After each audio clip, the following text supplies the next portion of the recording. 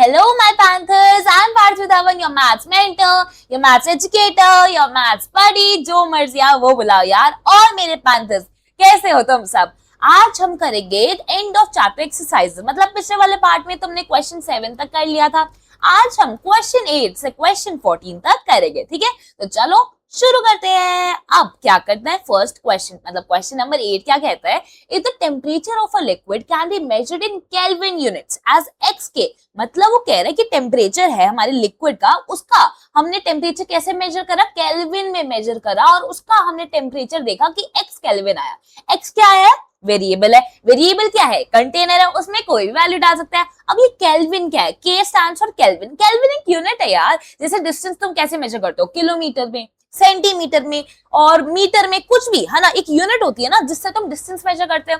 उसी तरह टेम्परेचर कैसे मेजर करते हैं, केल्विन में, फ़ारेनहाइट में, सेल्सियस में, ये सारे टेम्परेचर के यूनिट्स होते हैं, ठीक है? तो उसने बोला कि टेम्परेचर ऑफ अ लिक्विड हमने मेजर करा और उसकी वैल्यू आई हमारी एक्स केल्विन, ठीक है? And in Fahrenheit units as Y Fahrenheit. और जब हमने फ़ारेनहाइट में मेजर करा तो वाई फ़ारेनहाइट उसी लिक्विड का टेम्परेचर आया। मतलब तुम ऐसे बोल सकते हो ना कि जैसे मेरे घर और मार्केट का डिस्टेंस 1 मीटर है, ठीक है? अब मैं इसको ऐसे बोल सकती हूँ कि मेरे घर और मार्केट का डिस्टेंस 100 सेंटीमीटर है। तो ये दोनों वैल्यूज तो सेम ही है, लेकिन एक यूनिट क्या है, मीटर, दूसरे की यूनिट क्या है, सेंटीमीटर। वैसे ही मैंने एक लिक्विड केल्विन में भी मेजर करा और उसी लिक्विड का टेम्परेचर मैंने फ़ारेनहाइट में भी मेजर करा। एक्स केल्विन था, वाई फ़ारेनहाइट था। जो टेम्परेचर मैंने केल्विन में रिकॉर्ड करा उसको मैंने एक्स वैल्यू में, एक्स वेरिएबल में डाल दिया, और जो टेम्परेचर मैंने फ़ारेनहाइट में मेजर करा उसको किस वेरिएबल में डाल दिया, वाई में, ठीक है? अब आगे बढ़ते हैं। The relationship between two system of measurements of temperature is given by this equation.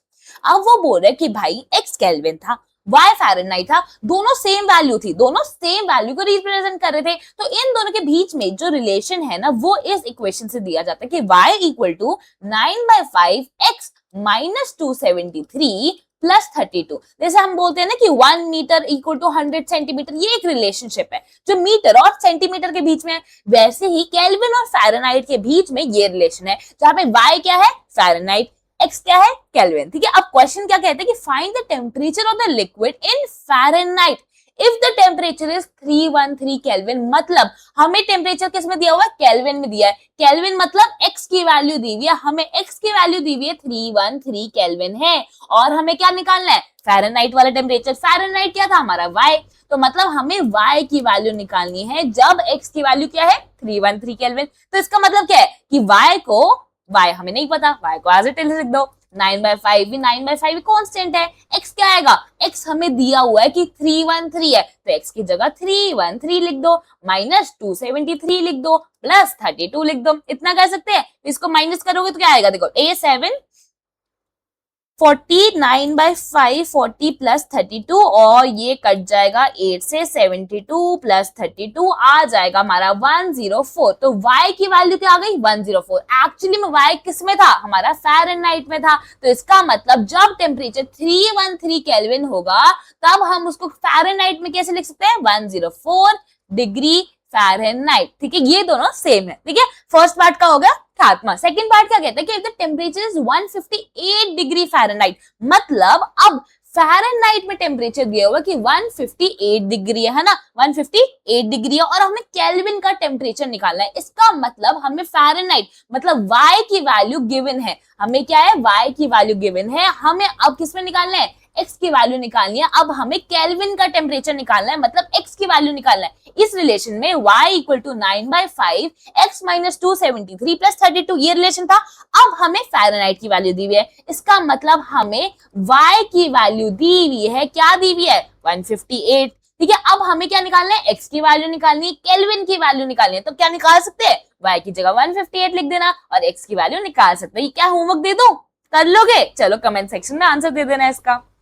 चलो सेकंड पार्ट भी हो गया। अब 9th क्वेश्चन पे आते हैं। 9th क्वेश्चन क्या कहते हैं कि द वर्क, इसमें ना थोड़ी सी फिजिक्स को शेयर दिया लेकिन इजी क्वेश्चन है, ठीक है? The work done by a body on the application of a constant force is the product of the force and the distance traveled by the body. Suppose करो एक body है, मतलब एक चीज है, कोई भी बॉडी है, कोई भी चीज है, उस पे हमने एक फोर्स लगाया। क्या लगाया? फोर्स लगाया। अब जब हमने फोर्स लगाया तो ये थोड़ा सा घिसक गई, थोड़ा सा इसने क्या करा? डिस्टेंस ट्रैवल करा। हमने फोर्स लगाया और फिर इसने थोड़ा सा डिस्टेंस ट्रैवल करा। अब जो इसमें वर्क डन है कि मैंने कितना वर्क करा, इसमें मैंने फोर्स लगाया, उसने डिस्टेंस ट्रैवल करा, तो मैंने कितना वर्क डन करा। तो जो वर्क डन है उसका फॉर्मूला क्या होता है कि ये जो मैंने फोर्स लगाई, ठीक है, उसको और जो डिस्टेंस उस ऑब्जेक्ट ने ट्रैवल करा, उस बॉडी ने ट्रैवल करा, उन दोनों को मल्टीप्लाई कर दो।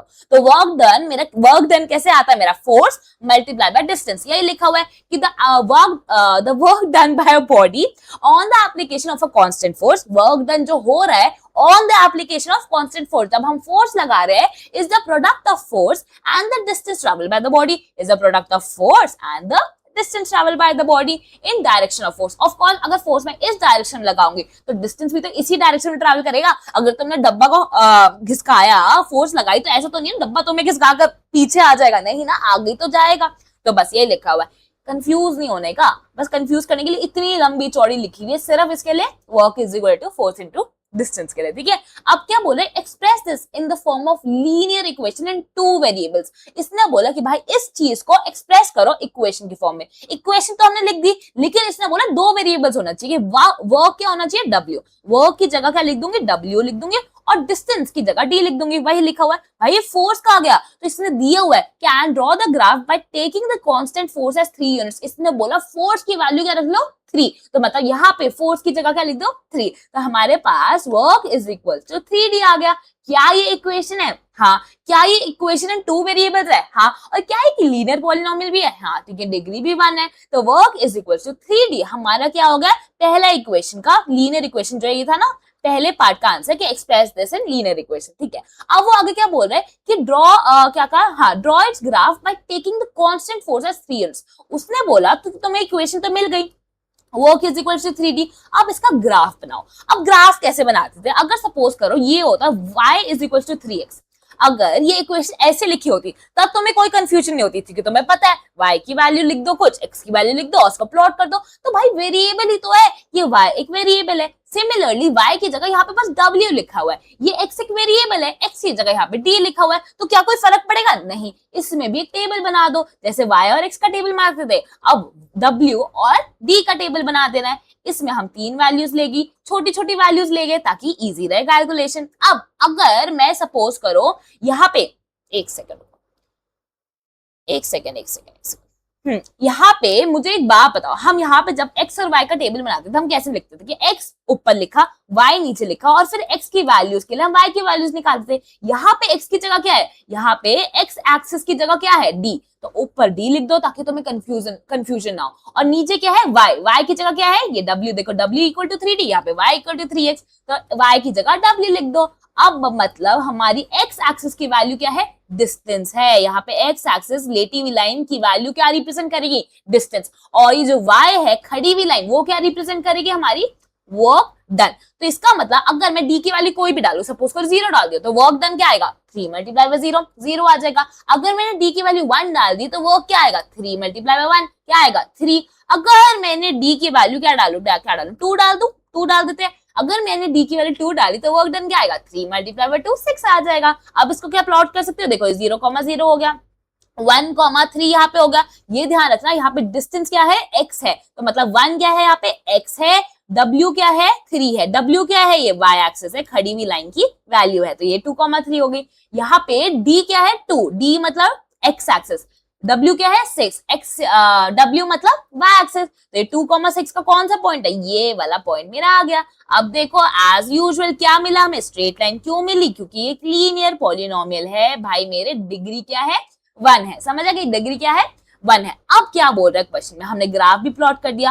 अब आगे बोल रहा है, ये देखो, what is the work done when the distance travelled is 2 units. उसने बोला वर्क डन क्या होगा जब d की वैल्यू क्या है? 2, जब डिस्टेंस क्या है? 2। तो भाई इसमें लिख दो ना कि work is equal to 3d है। अब यहाँ पे d की जगह क्या है? 2 है, तो वर्क डन क्या होगा? 6 होगा। वर्क डन क्या होगा? 6 होगा। हमने जस्ट d की वैल्यू 2 डाल दी।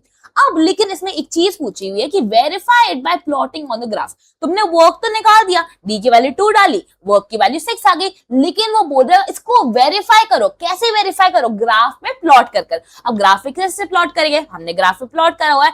अब इसने बोला कि डी की वैल्यू जब 2 हो गई तो वर्क हमने क्या निकाला? 6 निकालना है। अब इसको वेरीफाई करना है यूजिंग ग्राफ। इसका मतलब क्या होता है? जब भी ऐसा क्वेश्चन आ जाए ना, तुम देखना कि यहाँ पे डी क्या है? 2। यहाँ पे डी एक्चुअली में हमारी एक्स एक्सिस थी, है ना, हमारी लेटी लाइन की वैल्यू थी। तो यहाँ पे 2 कहाँ पे है? ये देखो, ये दिख रहा है सबको 2।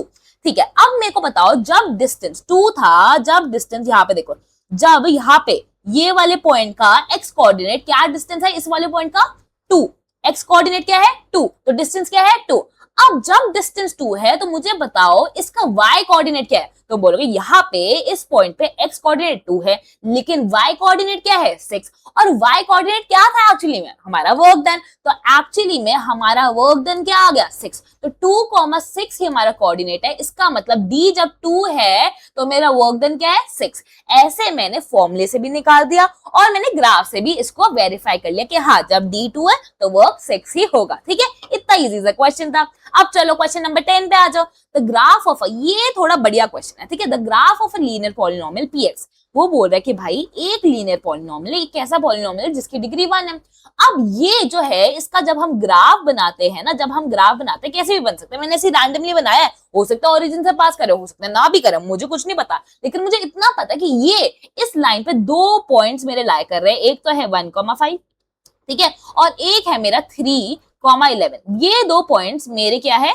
इस लाइन पर, इस ग्राफ पे लाई कर रहे हैं। किसका? ये किसका ग्राफ है? px का ग्राफ है। px क्या है? एक लीनियर पॉलिनोमियल है। तो मतलब इस स्ट्रेट लाइन पे ग्राफ कैसा बनेगा? Straight line. उस स्ट्रेट लाइन पे मुझे पता है कि ये 2 पॉइंट्स तो लाई कर रहे हैं। अब मैंने तुम्हें बताया था कि जो भी पॉइंट्स उस लाइन पे लाई करेंगे, px की लाइन पे जो भी पॉइंट्स लाई करेंगे, वो पॉइंट्स उस पॉलिनोमियल को सैटिस्फाई करेंगे। मतलब अगर ये पॉइंट्स मैंने उठाकर px में रख दिए तो px सेटिस्फाई हो जाएगी। मतलब px का जो इक्वल टू है ना, उसका RHS और उसका LHS इक्वल हो जाएगा। ये मैं तुम्हें बता चुकी पहले से डिटेल में। ठीक है, तो अगर नहीं पता तो प्लीज पहले वाला लेक्चर चेकआउट कर लेना। अब वो बोल रहा है फाइंड द पॉलिनोमियल px। भाई वो बोल रहा है पॉलिनोमियल बता दो। अब मुझे एक बात बताओ, क्या मुझे पॉलिनोमियल पता है? नहीं। देखो इसके ना 2 तरीके हैं। ठीक है, पहले तो अगर बहुत ही स्मार्ट हो तुम तो तुम्हें पता है कि जब x की वैल्यू यहाँ पे 1 है, यहाँ पे जब x की वैल्यू 1 है तो y की वैल्यू 5 है। जब x की वैल्यू 3 है तो y की वैल्यू 11 है। तुम्हें ये पता है, या तो तुम्हें देखते ही इन दोनों के x और y के बीच में रिलेशनशिप पता चल जाए और तुम्हें पता चल जाए कि px क्या है। ठीक है, अब देख लेते क्या हमें ऐसे पता चल रहा है। और अगर नहीं भी पता चल रहा तो भी एक तरीका है। तो टेंशन ना लेने का, दोनों तरीके बताऊंगी। ठीक है, देखो अब 1 से मुझे 5 बनाना है। मैं कैसे बना सकती हूँ? मुझे छोटे नंबर से मेरे को 1 से बड़ा नंबर बनाना है, दैट इज 5। तो तुम बोलोगे या तो प्लस कर लो या मल्टीप्लाई कर लो, क्योंकि प्लस करने से भी नंबर बढ़ जाता है, मल्टीप्लाई करने से भी नंबर बढ़ जाता है। अब 1 से 5 बनाना है तो सबसे पहले सब सोचेंगे कि 1 + 4 कर दो। तो मैंने बोला ठीक है 5 बन रहा है, लेकिन क्या ये 3 और 11 पे भी काम करेगा? तो तुम बोलोगे 3 + 4 करोगे तो 7 आ जाएगा, 11 तो आएगा नहीं। तो ये वाला काम नहीं कर रहा, ये प्लस वाला हमारा सिस्टम जो है वो वर्क नहीं कर रहा। तो प्लस वाला तो काम खत्म हो गया। अब आते हैं मल्टीप्लाई पे। अब क्या मैं 1 को 5 बना सकती हूँ? तो तुम बोलोगे 1 × 5 कर लो, लेकिन यहाँ पे तो वर्क कर रहा है, लेकिन क्या 3 × 5 11 आएगा? नहीं। तो मुझे बताओ क्या ये लंबा तरीका नहीं लग रहा? इसलिए ये वाला तरीका अच्छा नहीं है, इसका दूसरा वाला तरीका अच्छा होगा। लेकिन ये तरीका मैं इसलिए बता रही हूँ ताकि तुम्हारे कंसेप्ट्स क्लियर हो कि हाँ ये एक्चुअली में वर्क करता है। सेकंड मेथड भी बताऊंगी। ठीक है, अब मुझे बताओ मल्टीप्लाई 5 तो नहीं हुआ, अब क्या कर सकते हैं? तो सब बोलेंगे कि एक काम करते हैं 1 × 2 करते हैं। ठीक है, 1 × 2 क्या होता है? 2। फिर 5 बनाना है तो मुझे +3 कर देती हूँ। तो क्या ये वाला तरीका, मैंने क्या करा, x को × 2 करा फिर +3 करा तो मेरे को 5 मिल गया। लेकिन क्या यहाँ पे काम करेगा? तो 3 को अगर मैं × 2 करूं जैसे यहाँ पे करा था, फिर +3 करूं तो क्या 11 आएगा? 3 × 2 = 6 +3 9 आ गया, नहीं वर्क करा। फिर एक काम करते हैं, मैंने सोचा कि क्या मैं 1 को × 3 करके देखती हूँ। 1 × 3 क्या होता है? 3 + 2 करूंगी तो 5 आ जाएगा। तो ये यहाँ पे वर्क कर रहा है। क्या इस पे वर्क करेगा? इस वाले केस पे तो देख लो कि भाई 1 को यहाँ पे 3 से मल्टीप्लाई करा था, तो यहाँ पे x क्या है? 3, उसको 3 से मल्टीप्लाई करो +2 कर दो तो 3 3 = 9 +2 क्या 11 आ गया। भाई ये भी वर्क कर रहा है। तो मतलब अगर हम अपने x को 3 से मल्टीप्लाई करें और फिर +2 करें तो मुझे क्या मिल जाएगा? मेरा y मिल जाएगा। इसका मतलब मेरा पॉलिनोमियल मुझे मिल गया। क्या मिला कि अगर मेरे को y चाहिए, रुको यार एक सेकंड, ये हैंग क्यों होता है, ये वाला ना लैपटॉप पे नहीं चलता, स्टूडियो में जाकर ही कर लूंगी आगे से, है ना। तो अगर मेरे को y चाहिए तो एक्चुअली में मैंने x को 3 से मल्टीप्लाई करा और +2 आ गया, और ये मेरा काम 1,5 पे भी कर रहा था और 3,11 पे भी कर रहा था, इसलिए मैं श्योर हो गई कि भाई ये पॉलिनोमियल मेरा हो गया। ये एक ऐसा पॉलिनोमियल है जिसका अगर मैं ग्राफ प्लॉट करूंगी तो ये दोनों पॉइंट्स उस लाइन पे लाई करेंगे, मतलब ये दोनों पॉइंट्स इस पॉलिनोमियल को सेटिस्फाई करेंगे। मतलब जब मैं y की वैल्यू 5 डालूंगी या x की वैल्यू 1 डालूंगी, ठीक है, x की वैल्यू 1 डालूंगी या y की वैल्यू 5 डालूंगी, इसका मतलब LHS और RHS इक्वल हो जाएगा। क्यों? क्योंकि ये पॉइंट्स लाइन पे लाई कर रहे हैं। लेकिन क्या तुम्हें हमेशा इतना दिमाग लगाना पड़ेगा कि कैसे मैं x को y बनाऊं, क्या रिलेशनशिप डाल दूं, 3x + 2 करूं, 2x + 3 करूं, क्या करूं? ये इतना दिमाग नहीं लगाना, एक छोटा सा तरीका है। अब मुझे एक बात बताओ, पॉलिनोमियल मैंने क्या बताया, कोई भी पॉलिनोमियल, कोई भी लीनियर पॉलिनोमियल किस फॉर्म में होता है, y = ax + b, इस फॉर्म में होता है। अब यहाँ पे a क्या होता है, हमारा स्लोप, ठीक है, और यहाँ पे b क्या होता है, हमारा y इंटरसेप्ट। तो मुझे एक बात बताओ, जब भी हमें पॉलिनोमियल नहीं पता लेकिन हमें उस पॉलिनोमियल के ऐसे दो पॉइंट्स पता है, उस पॉलिनोमियल की जो ग्राफ है उस पर मुझे ऐसे दो पॉइंट्स पता है जो लाई कर रहे हैं, जो उस लाइन पे लाई कर रहे हैं, तो मेरे पास बहुत इजी तरीका होता है, मैं इन दो पॉइंट से अपनी स्लोप निकाल सकती हूँ। और अगर मुझे स्लोप मिल गई तो एक्चुअली में मैं a की जगह स्लोप की वैल्यू डाल सकती हूँ। अब स्लोप कैसे निकलती है, देखो इसका पूरा प्रूफ होता है, लेकिन अभी के लिए तुम प्रूफ छोड़ो, क्योंकि प्रूफ के लिए तुम्हें आगे के कंसेप्ट, ट्रिग्नोमेट्री वगैरह सीखनी पड़ेगी, जो कि तुम्हारी 10th क्लास का सिलेबस है। लेकिन अभी के लिए बस इतना समझ लो, जब भी मुझे 1,5 पॉइंट दिया हुआ है, 3,11 पॉइंट दिया हुआ है, मुझे इस लाइन की ढलान निकालनी है, स्लोप निकालनी है, तो मैं क्या करूंगी, जो भी मुझे 2 पॉइंट्स दिए हुए हैं उसको देखो, ठीक है। अब क्या करना है, तुम्हें उन 2 पॉइंट्स का y कोऑर्डिनेट की वैल्यू देखनी है। y कोऑर्डिनेट यहाँ पे 11, यहाँ पे 5। अब क्या करना है, 11 और 5 को माइनस कर दो, तो मतलब 11 - 5 कर दो। इतना समझ आ गया? मैंने पहले इसका y कोऑर्डिनेट लिखा, फिर मैंने इसका लिखा, पहले इसका लिखा फिर इसका लिखा, ठीक है। तो ये ऑर्डर फॉलो करना है, मैं फर्स्ट इसको मान रही हूँ, सेकेंड पॉइंट इसको मान रही हूँ। तो मैंने क्या करा, दोनों के y कोऑर्डिनेट्स उठाए और दोनों को माइनस कर दिया, 11 - 5। फिर क्या करूंगी, मैं दोनों के x कोऑर्डिनेट उठाऊंगी, यहाँ पे 3 है, यहाँ पे 1 है। अब मैं दोनों के x कोऑर्डिनेट को माइनस कर दूंगी, तो क्या आएगा, 3 - 1। यहाँ पे ये मत करना कि पहले तुमने 11 - 5 करा, मतलब पहले इसका y कोऑर्डिनेट लिया फिर उसमें से माइनस करा, लेकिन जब x कोऑर्डिनेट माइनस कर रहे हो तो पहले इसका लिख रहे हो, 1 - 3। नहीं नहीं नहीं नहीं, अगर तुम पहले इस 3,11 को कंसिडर कर रहे हो तो हमेशा y कोऑर्डिनेट भी इसका पहले लिखना 11 - 5 और x कोऑर्डिनेट भी इसका पहले लिखना 3 - 1, ठीक है। तो क्या करना है, हमें अगर 2 पॉइंट दिए हुए, सपोज करो x1, y1 एक वेरिएबल है, कोई भी वैल्यू डाल लो, और x2, y2 ये 2 पॉइंट्स हैं वेरिएबल के फॉर्म में। x1 कोई भी वैल्यू आ सकती है, जैसे 1,5 था तो यहाँ पे x1 की जगह 1 था, y1 की जगह 5 था, तो ऐसे कोई भी वैल्यू आ सकती है, वेरिएबल है। तो उसकी स्लोप हम कैसे निकालते हैं, इस स्लोप में हम दोनों की y कोऑर्डिनेट्स लिखते हैं, जैसे y2 और y1, और उन दोनों को माइनस कर देते हैं, तो y2 - 1 y1। फिर क्या करते हैं, हम दोनों के x कोऑर्डिनेट्स लिखते हैं, फिर क्या करते हैं, दोनों के x कोऑर्डिनेट लिखते हैं और दोनों को माइनस कर देते हैं, x2 - x1। तो ये हमारी स्लोप का फॉर्मूला हो जाता है, y2 - y1 divided by x2 - x1। अब मुझे बताओ, क्या मेरे पास 2 पॉइंट्स है, 1,5 और 3,11।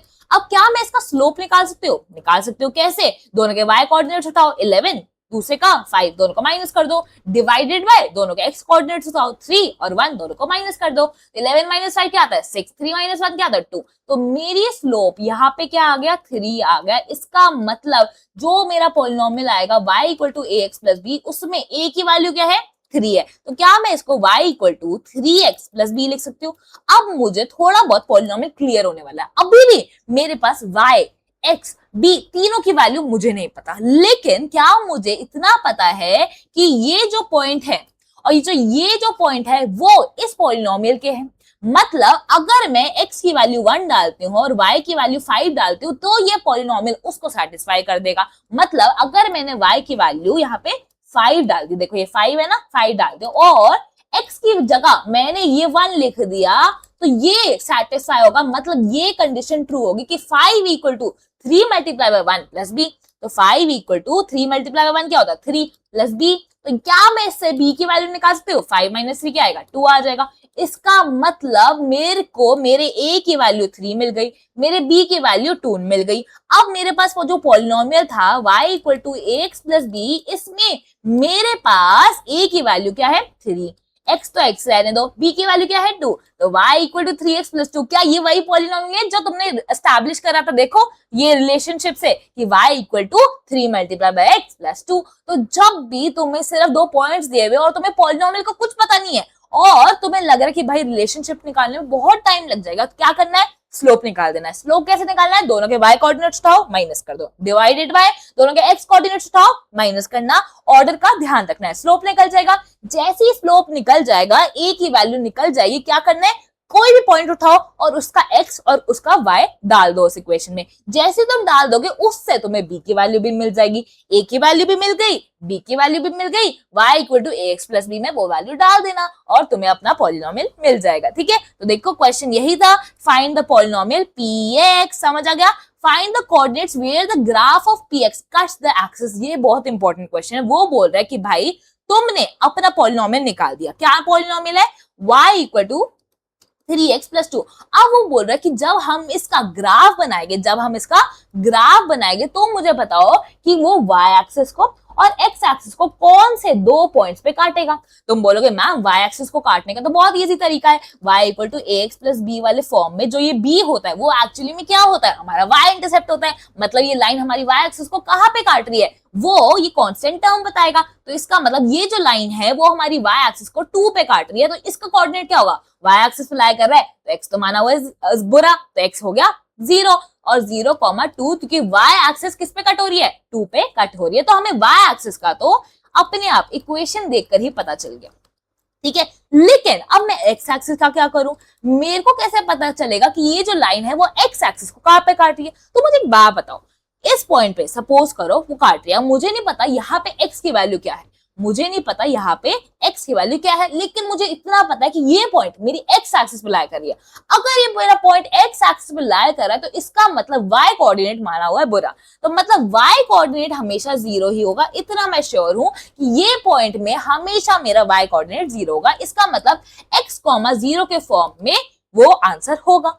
अब मेरे को पता है y equal to 3x plus 2 मेरा पॉलिनोमियल है। यहाँ पे मुझे पता है कि x की वैल्यू मुझे नहीं पता, लेकिन y की वैल्यू पता है मुझे 0। तो भाई y की वैल्यू अगर मैं सीधा 0 पुट कर दूं और 3x plus 2 as it is लिख दूं, क्या अब मैं x की वैल्यू निकाल सकती हूँ। तो यहाँ पे 3x था, इस प्लस 2 को उस साइड भेज दो, क्या आएगा -2, तो x क्या आ जाएगा -2/3। तो इसका मतलब मेरा x की वैल्यू क्या है -2/3, मतलब ये वाला x क्या है -2/3। इस पॉइंट के कोऑर्डिनेट्स क्या हो गए -2/3, 0। -2/3, 0 ये वो लोकेशन है, ये उस लोकेशन है, ये उस पॉइंट का लोकेशन है, उस पॉइंट के कोऑर्डिनेट्स है जहां पे हमारी लाइन x एक्सिस को काट रही है। ठीक है, तो जहां पे भी हमें निकालना हो कि y एक्सिस को कहां पे काट रही है उसमें तो सीधा b देख लो, या फिर तुम ऐसे भी कर सकते हो x की वैल्यू 0 पुट कर दो कि y एक्सिस में जहां पे भी वो काटेगी वहां पे x का कोऑर्डिनेट 0 होगा, तो x 0 पुट कर दी तो मैं अपनी y इंटरसेप्ट तुम्हें मिल जाएगा। देखो यहाँ पे अगर तुम 0 पुट करोगे y equal to 3 multiply by 0 करोगे और फिर +2 करोगे तो y की वैल्यू क्या आ जाएगी 2 आ जाएगी। देखो y की वैल्यू 2 आ गई, तो इसका मतलब वो लाइन y एक्सिस को कहां पे काट रही है 2 पे काट रही है, तो 0,2 हो जाएगी। अगर तुम्हें x इंटरसेप्ट निकालना है सिंपली y कोऑर्डिनेट को 0 पुट कर दो, क्योंकि तुम्हें पता है जो लाइन x को काट रही है इसका मतलब वहां पे उसका y कोऑर्डिनेट क्या होगा 0 होगा। समझ आ गया? तो बस यही क्वेश्चन था। अब क्वेश्चन का एक और पार्ट था, draw the graph of px and verify your answer. अब वो बोल रहा है कि भाई हमें पता चल गया 3x प्लस 2 हमारा पॉलिनोमियल है, हमें पता चल गया उसका y इंटरसेप्ट, हमें पता चल गया उसका x इंटरसेप्ट। अब तुम एक काम करो, y equal to 3x plus 2 का ग्राफ प्लॉट करो और फिर देखो क्या जो हमने y इंटरसेप्ट निकाला है और क्या जो हमने x इंटरसेप्ट निकाला है वो क्या सही है। क्या सीरियसली ये ग्राफ y को 2 पे काट रही है और x को कहां पे काट रही थी -2/3 पे काट रही है। तो ये तुम्हारा होमवर्क है। कैसे बनाते हैं, x और y का टेबल बनाओगे, 3 वैल्यूज निकालोगे और ग्राफ पे प्लॉट कर लेना, देखना वही एग्जैक्ट वैल्यू होगी गिवन। तुम्हें स्ट्रेट लाइन बनाई हो एकदम मस्त बनाना। ठीक है, चलो अब क्या करते हैं, हम करेंगे क्वेश्चन नंबर 11। क्वेश्चन नंबर 11 क्या कहते हैं कि px equal to ax plus b। ये एक पॉलिनोमियल है px, ठीक है। एक और पॉलिनोमियल है qx। अब ये px qx क्या हो रहा है, ये मैं तुम्हें पहले भी बता चुकी हूँ। क्या होता है ये? मैथ्स का कंप्यूटर होता है। तुम्हें क्या बताया था मैंने कि मैथ्स का कंप्यूटर को कहते हैं फंक्शन। इसमें हम कोई भी वैल्यू डालते हैं, वेरिएबल का कोई भी इनपुट डालते हैं, ये प्रोसेस करता है और आउटपुट दे देता है ना। और इस फंक्शन को हम कहते हैं एफ, और जो ब्रैकेट में हम वो वेरिएबल लिखते हैं जिसका वो फंक्शन होता है, जिसका वो पॉलिनोमियल होता है। तो एफ क्या है? एक वेरिएबल है। एक्स क्या है? जिस जो पॉलिनोमियल है वो उसमें क्या वेरिएबल है। जैसे ax प्लस बी में वेरिएबल क्या है हमारा x, तो इसलिए यहाँ पे ब्रैकेट में हमने x लिखा हुआ है। अब इस f की जगह ना तुम कोई भी लेटर लिख सकते हो, मतलब इंग्लिश का कोई भी लेटर। अब px भी लिख सकते हो, qx भी लिख सकते हो, कुछ भी लिख दो। गिवन ये इस फॉर्मेट में अगर ये क्वेश्चन दिया हुआ है कि p ब्रैकेट में कुछ लिखा हुआ है, तो इसका मतलब क्या है? ये मैथ्स का फंक्शन है। इसका मतलब ये मैथ्स का वो पॉलिनोमियल है जिसमें वेरिएबल x है, कि जिसमें मैं x की वैल्यू डालूंगी वो प्रोसेस करेगा और आउटपुट दे देगा। तो px लिखा है, qx लिखा है, rx लिखा है, sx लिखा है, कुछ भी लिखा हो, तुम्हें पता होना चाहिए कि वो क्या हो रहा है, फंक्शन की बात चल रही है। ठीक है, अब हमारे पास क्या हो गए? दो फंक्शन हो गए। ठीक है, अब क्या क्वेश्चन दिया हुआ है वो भी देख लेता हूं। अब वो बोल रहा है कि p0 इक्वल टू 5। ठीक है, एक सेकेंड, चलो। अब वो बोल रहा है कि p0 इक्वल टू 5 है। अब मुझे एक बात बताओ, मैंने तुम्हें बताया था कि जो फंक्शन होता है, जो हमारा जैसे यहाँ पे फंक्शन है px equal to ax plus b। अब इस फंक्शन में, इस कंप्यूटर में हम x की कोई भी वैल्यू डाल सकते हैं। तो मुझे एक बात बताओ, यहाँ पे px की जगह p0 लिखा हुआ है, मतलब इस x की जगह क्या लिखा हुआ है? 0। इसका मतलब यही है कि हमने इस कंप्यूटर में, इस फंक्शन में x की वैल्यू क्या डाल दी? 0 डाल दी। तो मेरे भाई जो भी px की वैल्यू है ax प्लस b, वो अगर मैं बोलूं कि p0 है, तो इसका मतलब यही है कि x जहां पे भी लिखा हुआ है वहां पे क्या लिख दो? 0 लिख दो। a0 प्लस b, ये आ जाएगा मेरा आंसर। अब मुझे एक बात बताओ, यहाँ पे p0 की वैल्यू क्या दी हुई है? तुम्हें पता है यहाँ पे p की 0 की वैल्यू क्या दी हुई है? 5 दी हुई है। तो बस यहाँ पे a multiply by 0 plus b equal to क्या है? 5 है। खत्म हो गई बात। अब क्या करें? a मल्टीप्लाई बाय 0 क्या होता है? 0 होता है। b इक्वल टू 5 मेरा आ गया यहाँ से। अब मेरे को इतना तो पता चल गया। क्या पता चल गया? कि b की वैल्यू क्या है। अब उसने आगे बोला है the polynomial px minus qx cuts the x axis at 3,0। ठीक है, it cuts the x axis at 3,0। तो इससे पहले तुम्हें एक कंसेप्ट समझना आता है, समझना चाहिए। ठीक है, तो जैसे मुझे एक बात बताओ, मैंने तुम्हें बताया था फंक्शन क्या होता है। फंक्शन कोई भी पॉलिनोमियल होता है जिसमें, जैसे fx है, तो वो कोई भी पॉलिनोमियल है जिसमें वेरिएबल क्या है? x है। जैसे कि मैंने बोला ax प्लस b, ये भी क्या है? एक फंक्शन है। 5x प्लस 2, ठीक है, ये भी क्या है? फंक्शन है। तो अगर मैं बोलूं कि fx equal to 5x plus 2, तो ये सही है। क्या मैं इसको ऐसे भी नहीं लिख सकती y equal to 5x plus 2? इसका मतलब ये तो यही है कि भाई एक वेरिएबल है y, इसमें हम कोई भी x की वैल्यू डाल देंगे, वो प्रोसेस होगा और आउटपुट कहां पे स्टोर होगा? y। तो एक्चुअली में जो मेरा फंक्शन है, फंक्शन ऑफ x है या फिर y है, वो बात तो सेम ही है। तो क्या मैं फंक्शन ऑफ x को y लिख सकती हूँ, या मैं क्या y को फंक्शन ऑफ x लिख सकती हूँ? हाँ, ये दोनों क्या है? एक्चुअली में सेम चीज को डिनोट कर रहे हैं। क्या डिनोट कर रहे हैं? ये दोनों एक ऐसा पॉलिनोमियल डिनोट कर रहे हैं जिसमें वेरिएबल है। जैसे fx है, तो वो एक ऐसा पॉलिनोमियल डिनोट कर रहे हैं जिसमें वेरिएबल क्या है? x है। इसके जगह 5x प्लस 2 मैं इसको fx नाम भी दे सकती हूँ, y भी नाम दे सकती हूँ, px भी नाम दे सकती हूँ, कुछ भी नाम दे सकती हूँ। ठीक है, तो भाई क्वेश्चन के पास वापस आते हैं, ये कंसेप्ट समझाना था। क्वेश्चन बोलता है कि देखो एक वेरिएबल है p, एक पॉलिनोमियल है px माइनस qx, मतलब हमने जो पॉलिनोमियल है ना px माइनस qx करा और उससे जो पॉलिनोमियल बना वो एक नया पॉलिनोमियल बन जाएगा। अब वो नया पॉलिनोमियल क्या होगा? देखो px की वैल्यू क्या है? ax प्लस b, qx की वैल्यू क्या है? cx plus d। तो बस यहाँ पे लिख दो कि ax प्लस b px की वैल्यू थी, इसमें से माइनस क्या करा हमने? cx plus d। ठीक है, ये वैल्यू माइनस कर दी। अगर मुझे एक बात बताओ, इसको मैं अगर खोलूंगी ax प्लस b, यहाँ पे माइनस है, तो ये खोलेगा जब ब्रैकेट, तो ये माइनस इसके पास भी जाएगा, तो ये माइनस सी एक्स हो जाएगा। ये माइनस इस डी के पास भी जाएगा, तो ये माइनस डी हो जाएगा। अब मैं क्या करूंगी? देखो यहाँ पे भी ए के पास भी एक्स है, सी के पास भी एक्स है, तो इसका मतलब ये दोनों भाई बंधु है, इनको मैं माइनस कर सकती हूँ। तो मुझे एक बात बताओ, अगर मैं लिखूं इन दोनों को पास ले ए एक्स माइनस सी एक्स और यहाँ पे बी माइनस डी को अलग लिख दूं, क्या कर सकती हूँ मैं? ठीक है, यहाँ पे दोनों के पास एक और सी दोनों के पास क्या है? एक्स है। क्या मैं एक्स कॉमन ले सकती हूँ? ले सकती हूँ एक्स, और यहाँ पे मैं ए माइनस सी लिखूंगी। तो अगर मैंने एक्स कॉमन ले लिया, दोनों के पास एक्स है, मैं बोलूंगी एक्स तू बाहर निकल जा, बचा क्या? ए और माइनस सी, उसको मैंने ऐसे लिख दिया।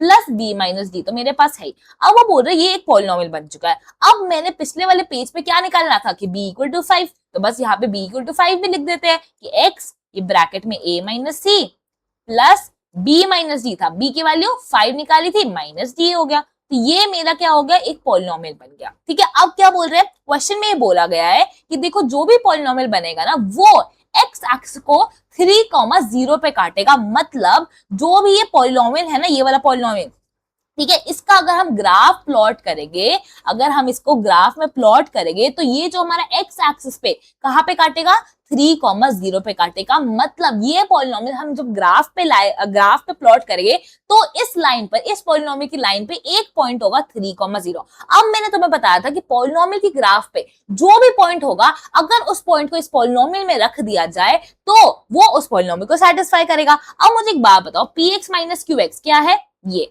एक्स ए माइनस सी क्या है, प्लस 5 माइनस डी। ये देखो हैंग हो रहा है, प्लस माइनस अपने आप ही कट गया। ठीक है, तो ये पॉलिनोमियल बन गया था। क्या मैं इस पॉलिनोमियल को, जैसे इस पॉलिनोमियल को मैं बोलती हूँ कि F X equal to 5x plus 2 ऐसे लिखती हूँ। अब मैं इस 5x प्लस 2 को y equal to 5x plus 2 भी लिख सकती हूँ। इस fx की जगह मैंने y भी लिख सकती हूँ। मेरे को बनता है कि कोई भी पॉलिनोमियल को मैं y वेरिएबल में स्टोर कर सकती हूँ। अब क्या मैं इस पॉलिनोमियल को अपने y वेरिएबल में स्टोर कर सकती हूँ कि y equal to x a minus C plus 5 minus D. क्या मैं इसको ऐसे लिख सकती हूँ कि हाँ ये भी तो एक पॉलिनोमियल है, तो मैंने इसको भी y में स्टोर कर लिया। इसका मतलब जब मैं ग्राफ पे प्लॉट करूंगी तो मैं y की कोई वैल्यू डालूंगी, x की कोई वैल्यू डालूंगी और उसके कॉरेस्पॉन्डिंग पॉइंट प्लॉट कर दूंगी। लेकिन मुझे ऑलरेडी पता कि अगर मैं इसका ग्राफ प्लॉट करूंगी तो एक पॉइंट मेरा 3,0 होगा। इसका मतलब अगर मैं इस इक्वेशन में, इस पॉलिनोमियल में अगर मैं x की वैल्यू 3 डालती हूँ और y की वैल्यू 0 डालती हूँ तो इसका मतलब वो इक्वेशन सेटिस्फाई करेगा। तो मतलब y की वैल्यू अगर मैं यहाँ पे 0 डाल दूं, ठीक है, और x की वैल्यू क्या डाल दूं, 3 डाल दूं, तो मेरा काम बन जाएगा। अब देखो कैसे कर सकते हैं। हैंग हो जा भाई, तो हैंग हो जाए, एक काम कर, ठीक है, तो क्या होगा 3a minus D plus 5 minus D. अब क्या होगा, देखो यहाँ पे मैंने एक इक्वेशन निकाल दी, ठीक है, क्या है 3a माइनस सी।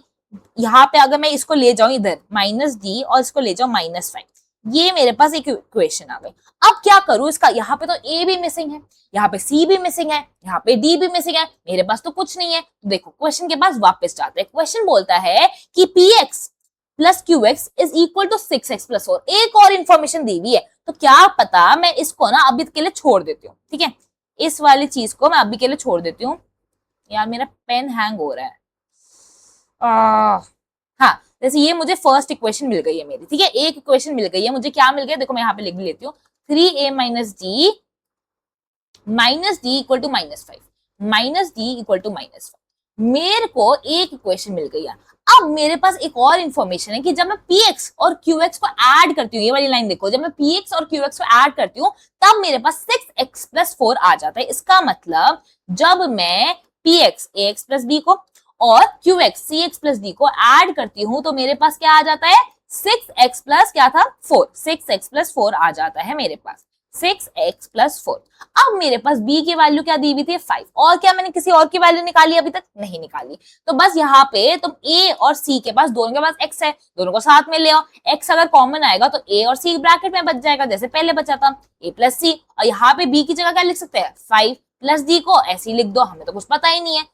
अब यहाँ पे क्या है, 6x प्लस 4, ठीक है, इतना समझ आ गया। अब मुझे एक बात बताओ, ध्यान से देखना, ये वाली चीज इसके बराबर है, ठीक है। यहाँ पे x का बेस्ट फ्रेंड कौन है, 6। यहाँ पे x का बेस्ट फ्रेंड क्या है, a प्लस सी। देखो x के साथ कौन चिपक कर खड़ा हुआ है, a प्लस सी। ये 5 प्लस डी तो अलग है ना, यहाँ पे प्लस का साइन लग गया, अलग है ये 5 प्लस डी अलग टर्म है। x के साथ चिपक कर मल्टीप्लाई में कौन खड़ा है, a plus B, a plus C. यहाँ पे x के साथ चिपक कर कौन खड़ा है, 6। क्या है, 6 मल्टीप्लाई बाय x है ना, यहाँ पे भी 6 और x के बीच में मल्टीप्लाई का साइन है, यहाँ पे भी x और a प्लस सी के बीच में मल्टीप्लाई का साइन है। x का कोएफिशिएंट यहाँ पे है a प्लस सी, यहाँ पे x का कोएफिशिएंट क्या है, 6। अगर ये दोनों एक्सप्रेशन इक्वल है तो इसका मतलब x के कोएफिशिएंट भी इक्वल होने चाहिए, तभी जाकर ये दोनों क्या होंगे, इक्वल होंगे। तो इसका मतलब a प्लस सी यहाँ पे क्या है, मेरा 6 आ गया, समझ आ गया। और सिमिलरली यहाँ पे कांस्टेंट टर्म क्या है, 4। यहाँ पे कांस्टेंट टर्म क्या है मेरा, 4। और यहाँ पे कांस्टेंट टर्म क्या है मेरा, 5 प्लस डी। तो इसका मतलब ये दोनों कांस्टेंट टर्म भी इक्वल होने चाहिए, तभी जाकर ये दोनों एक्सप्रेशन क्या हो गए, इक्वल हो गए। तो इसका मतलब 5 प्लस डी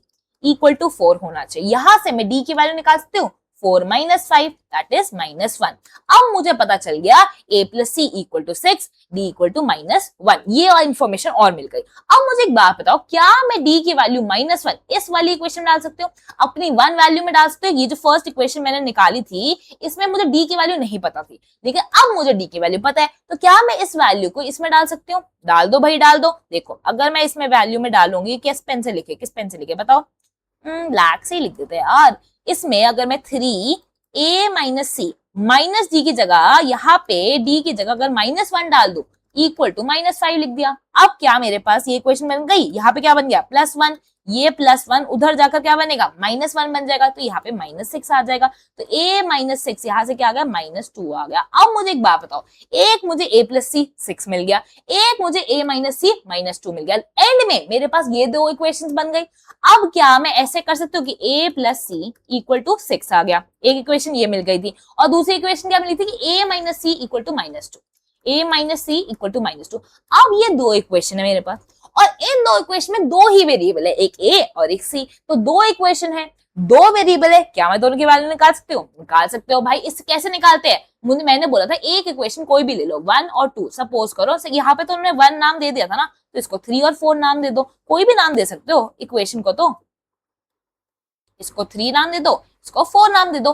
एक इक्वेशन से एक वैल्यू, एक वेरिएबल की वैल्यू निकाल लो। सपोज करो मुझे इस इक्वेशन से a की वैल्यू निकालनी है, तो मैंने बोला c, जो भी a के अलावा सब कुछ उधर भेज दो। c को बोला उस साइड चले जा भाई, तो a equal to 6 minus c आ गया। अब ये वाली a की वैल्यू क्या करना है? अपनी सेकेंड इक्वेशन में पुट कर दो। 3 से a की वैल्यू निकाली थी, फोर्थ में पुट कर दो। जहां पे भी a लिखा है वहां पे क्या लिख दो? 6 माइनस c। यहाँ पे क्या था? -c लिख दो। फिर क्या आया? -2 लिख दो। तो 6 माइनस 2c इक्वल टू -2। अब क्या करेंगे? इस 6 को उधर भेज देते हैं, तो -2 -6 -8 आ जाएगा। -2c equal to -8।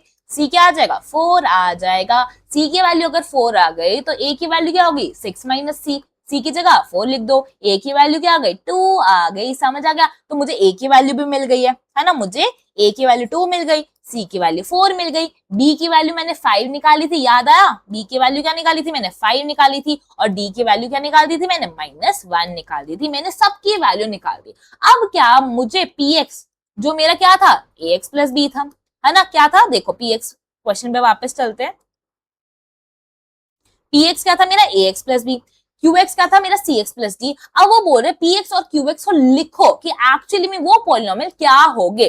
तो भाई मेरे को a b c d सबकी वैल्यू पता चल गई।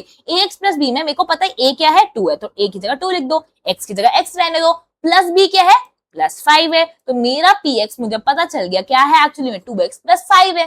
qx क्या था एक्चुअली में मेरा? cx plus d। अब जहां पे भी c है उसकी जगह क्या रखेंगे? 4 लिख देंगे। तो qx की जगह क्या आ जाएगा मेरा? c की जगह 4, x लिख दो एज इट इज, d की जगह -1 लिख दो। तो qx भी मिल गया मेरे को 4x - 1, qx भी मिल गया मुझे 2x + 5। क्वेश्चन हो गया खत्म।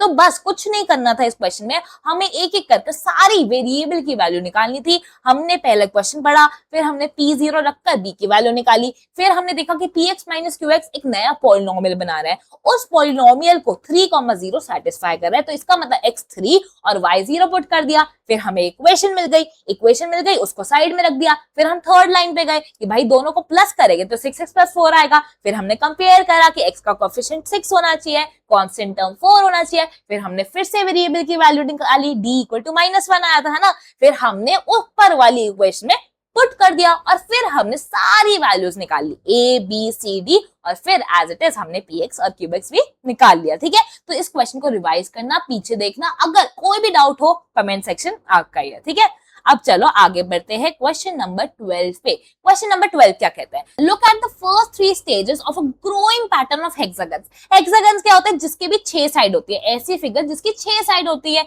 1 2 3 4 5 6। तो ये हेक्सागन है। वो बोल रहा है हर एक स्टेज पे हेक्सागन्स बढ़ते जा रहे हैं। स्टेज 1 पे 1 हेक्सागन था, स्टेज 2 पे 2 हेक्सागन्स है, स्टेज 3 पे 3 हेक्सागन्स है, एंड सो ऑन। अब क्या बोल रहा है? A new hexagon gets added at every stage. हर स्टेज पे एक नया हेक्सागन आ रहा है, which shares a side with the last hexagon। ये मुझे बताओ कि देखो स्टेज 1 पे 1 हेक्सागन है, स्टेज 2 पे एक और हेक्सागन आ गया, लेकिन क्या ये हेक्सागन एकदम अलग खड़ा है? नहीं, ये हेक्सागन अपने पहले वाले हेक्सागन से ज्वाइन होकर खड़ा है, एकदम चिपक कर खड़ा है। जब स्टेज 3 पे एक और हेक्सागन ऐड हुआ, ये वाला हेक्सागन ऐड हुआ, तो ऐसा तो नहीं है ना इसको एकदम साइड में बना दिया, नहीं, ये वाला हेक्सागन अपने सेकंड हेक्सागन, जो ये सेकंड हेक्सागन था, उससे चिपक कर खड़ा है एकदम। ठीक है, तो जब भी हर स्टेज पे एक नया हेक्सागन ऐड हो रहा है, लेकिन जो नया हेक्सागन है वो पहले वाले हेक्सागन से एकदम चिपक कर खड़ा है, एक साइड एकदम ओवरलैप कर रही है। मतलब देखो, जैसे ये पहला हेक्सागन था तुम्हारा, स्टेज 2 पे ये वाला हेक्सागन तो था ही, लेकिन जो सेकंड हेक्सागन हुआ वो इस वाली साइड से चिपक कर खड़ा है। एक साइड दोनों हेक्सागन शेयर कर रहे हैं, ये साइड फर्स्ट की भी है, ये साइड सेकंड हेक्सागन की भी है। ठीक है, जब ये 1 और 2 तो ऑलरेडी थे, स्टेज 3 में एक और ऐड हो गया, तो ये वाला जो हेक्सागन, जो थर्ड हेक्सागन ऐड हुआ है, वो एकदम इससे चिपक कर खड़ी है, ये साइड हमारा सेकंड और थर्ड हेक्सागन शेयर कर रहा है। ठीक है, तो बस यही क्वेश्चन कहना चाहता है। वो बोल रहा है draw the next 2 stages of the pattern, how many matchsticks will be required at these stages. वो कह रहा है कि आगे के हेक्सागन्स बनाओ, और देखो ये हेक्सागन ना मैस्टिक से बनी है, ऐसे तिल्लियों से बनी है कि हाँ ये एक तिल्ली लगाई, ये एक तिल्ली लगाई, ये एक तिल्ली लगाई, ऐसे ऐसे करके हेक्सागन बना है। वो कह रहा है कि अब मुझे बताओ क्या ये पैटर्न आगे कैसे कंटिन्यू होगा, how many matchsticks will be required at these stages, कि भाई 4 में कितनी मैस्टिक्स लग जाएगी, 5 में कितनी लग जाएगी, 6 में कितनी लग जाएगी, स्टेज 7 में कितना लग जाएगा।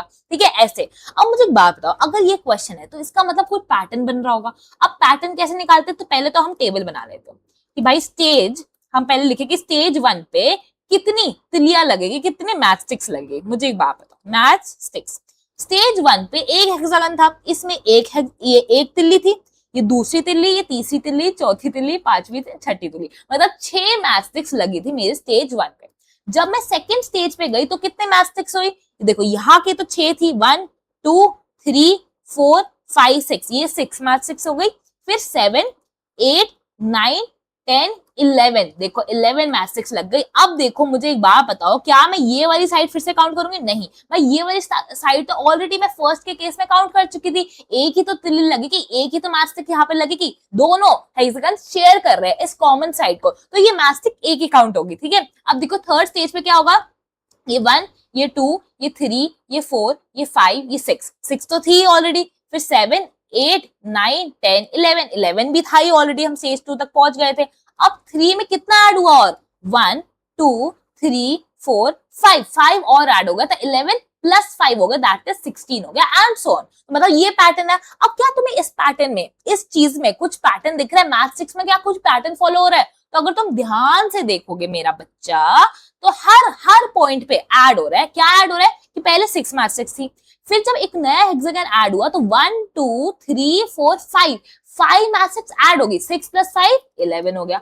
जब हम स्टेज 3 पे आए तो ये वाला हेक्सागन ऐड हुआ, मतलब 1 2 3 4 5 मैट्रिक्स और ऐड होगी, तो 11 + 5 क्या होगा, 16 हो गया। इसका मतलब हर स्टेज पे +5 हो रहा है, हर स्टेज पे +5 हो रहा है। मैंने तुम्हें बताया था जब हम अगले वैल्यू कैसे निकालते हैं, कुछ कांस्टेंट प्लस कर निकालते हैं, कुछ कांस्टेंट माइनस कर निकालते हैं, यानी कि कांस्टेंट जंप कर रहे हैं हम एक नंबर से दूसरे नंबर तक। तो इसका मतलब क्या होता है कि हम एक लीनियर पैटर्न फॉलो कर रहे हैं, और जब भी हम एक लीनियर पैटर्न फॉलो करते हैं तो हम एक लीनियर पॉलिनोमियल बना सकते हैं, है ना। और इस लीनियर पॉलिनोमियल को बनाने का मैंने तुम्हें तरीका भी बताया था। क्या तरीका बताया था कि भाई तुम बस इतना लिख लो कि स्टेज 1 पे कितनी मैट्रिक्स है, 6। ठीक है, अब स्टेज 2 पे क्या हुआ, स्टेज 2 पे 6 तो थी, लेकिन +5 ऐड हो गया।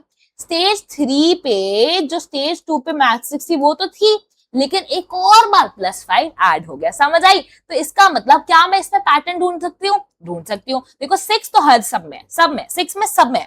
अब पहले स्टेज में 6 प्लस कुछ नहीं था, दूसरे स्टेज में 5 एक बार ही प्लस हो रहा था। मतलब क्या मैं इसको 6 + 5 × 1 लिख सकती हूँ कि भाई 5 मेरा एक बार प्लस हो रहा है। स्टेज 3 में मेरा 6 तो था ही, लेकिन मेरा 5 कितनी बार प्लस हो रहा था, 2 बार प्लस हो रहा था। 5 × 2 लिख सकती हूँ, 5 + 5 को 5 × 2 लिख दिया। अब मुझे एक बात बताओ, क्या मेरे को इसमें पैटर्न मिल गया कि स्टेज 1 में क्या था, 6 था, स्टेज 2 में 6 + 5 एक बार प्लस हो रहा था, स्टेज 3 में 6 तो था ही, लेकिन 5 + 5 था, मतलब 5 2 बार प्लस हो रहा था।